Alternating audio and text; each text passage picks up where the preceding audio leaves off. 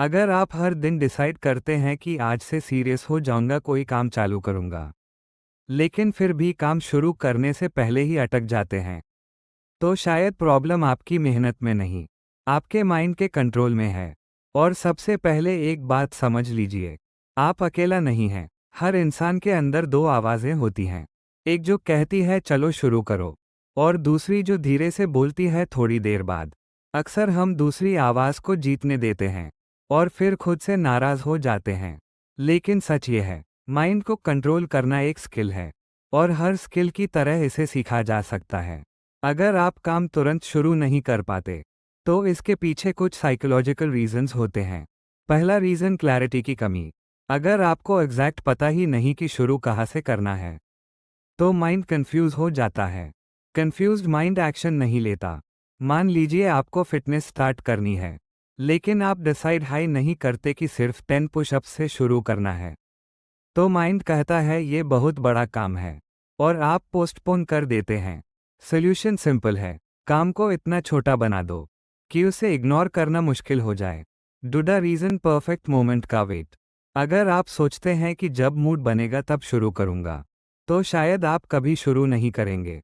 Mood action के बाद आता है, एक्शन मूड के बाद नहीं। एक स्टूडेंट सोचता है कल फ्रेश दिमाग से पढ़ूंगा, कल आता है फिर वही फीलिंग, और साइकिल चलती रहती है।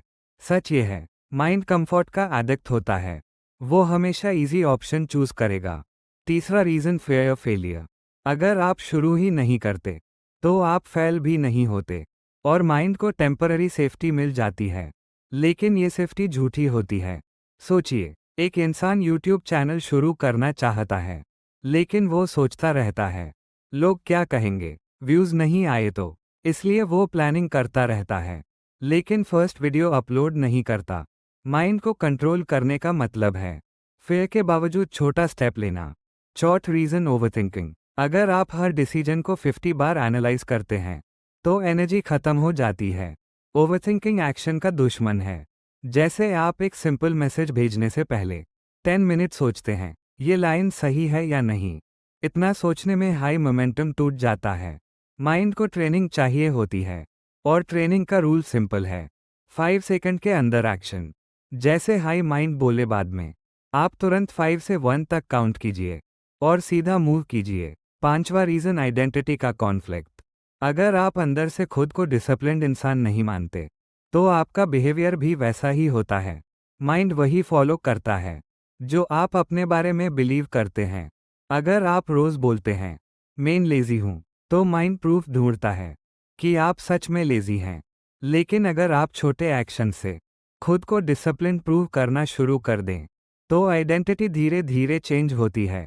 सिर्फ एक ग्लास पानी टाइम पर पीना, सिर्फ 5 मिनट पढ़ना, सिर्फ बेड ठीक करना, छोटे विन्स माइंड को सिग्नल देते हैं मेन कंट्रोल में हूं। और जब माइंड को डायरेक्शन मिलती है, तो वो दुश्मन नहीं रहता, वो पार्टनर बन जाता है। याद रखिए, मोटिवेशन टेम्पररी होता है, लेकिन सेल्फ कंट्रोल प्रैक्टिस से परमानेंट बन सकता है। अगर आप आज से सिर्फ इतना डिसाइड कर लें कि आप परफेक्ट नहीं, बस कंसिस्टेंट रहेंगे, तो आपका माइंड धीरे धीरे आपकी बात सुनना शुरू करेगा। कंट्रोल का मतलब इमोशंस को दबाना नहीं, कंट्रोल का मतलब है इमोशंस के बावजूद सही डायरेक्शन में चलना। आप वीक नहीं हैं, आप बस ट्रेंड नहीं हैं।